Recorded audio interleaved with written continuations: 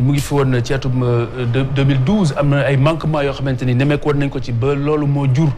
charte bi nga xamante ni tënk nañu ko muy code minier bu 2016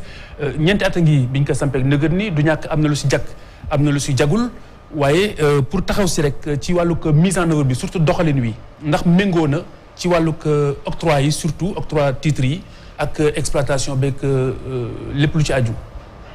jërëjëf Khalifa wax nga dëgg parce que code minier 2016 lu ko indi. mooy dañu amoon code minier bu fi nekkoon en 2003. c'était un code minier incitatif. il fallait ñu attirer investisseurs yi parce que xam nga mine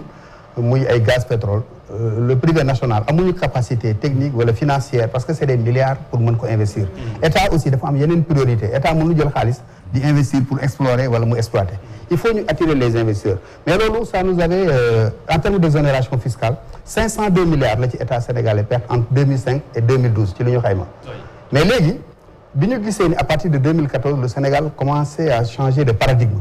de pays demandeur nous sommes devenus un pays convoité nga gis ni wàllu hydrocarbures yu bëree bëri wàllu or bi léegi ñu bëree bëri commencé gestu Sénégal donc il fallait ñu tëggaat suñuy cëslaay suñuy loi. code minier 2016 il faut mu ñëwaat ci processus bi honorable wax na ko. il faut vraiment féliciter le ministre Aly Ngouille Ndiaye boobu moo fi nekkoon ministre des mines. ak ñi mu ko seqaloon ne Ousmane Cissé directeur des mines et de la géologie ak parce que ça a été un code consensuel. parce que ñi parties prenantes yi muy parlementaires yi élus locaux yi société civile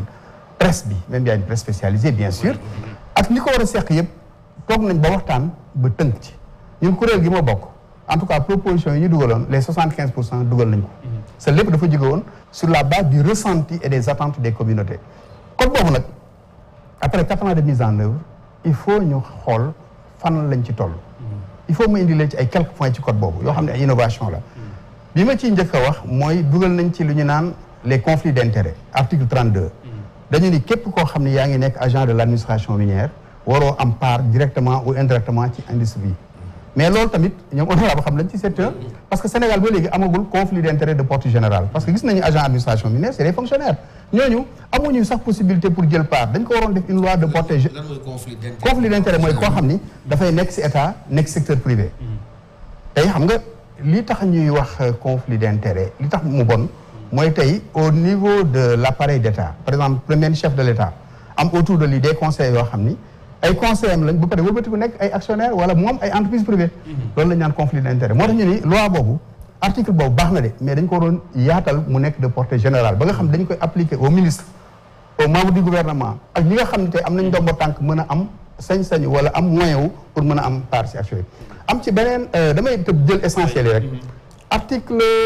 94 dafa wax ci respect des droits humains daf ni àq ak yelleefu doomu aadama fañ ko exploiter il faut ñu respecter ko mu nekk aussi loolu point bu am solo am na aussi contrat de recherche et de partage de production loolu dugal nañ ko ci beneen bi muy article 95 muy adhésion au principe de l'ITIE xam nga ITIE Sénégal ba 2013 benn Sénégalais mënu loon wax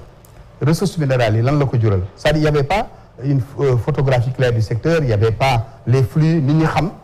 déjà les différents flux de paiement entreprise ñaata la ñu fay état bi ñaata la ñu jot parce que amuloon dafa nekkoon une nébuleuse mais ITIE soo ci duggee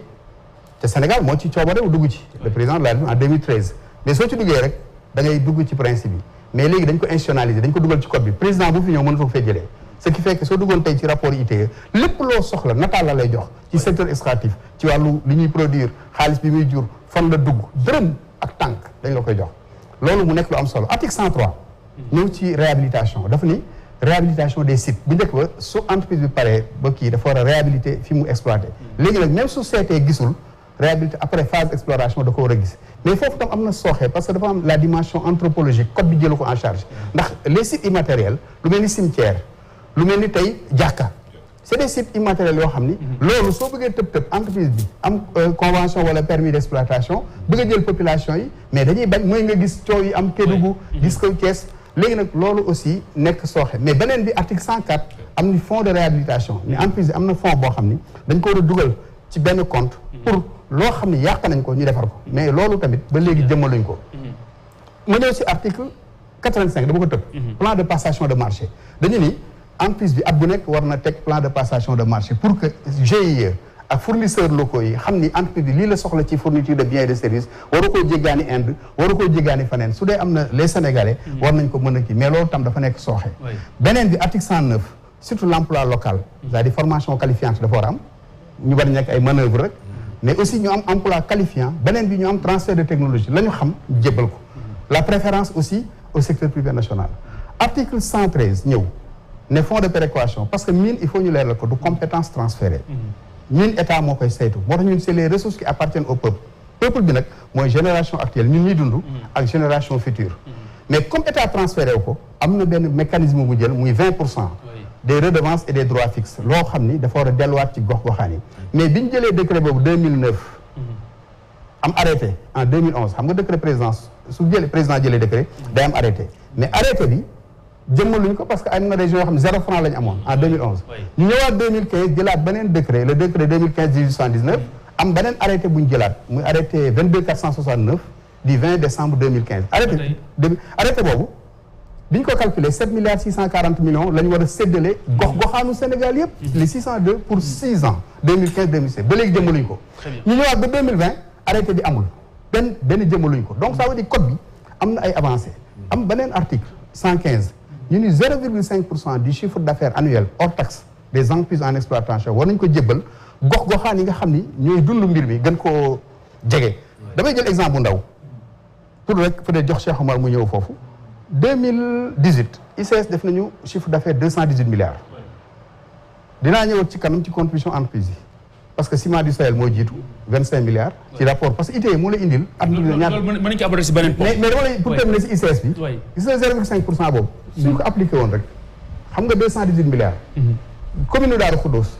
moom moo habilité ICS ak GCO. commune ba seen budget 200 millions la.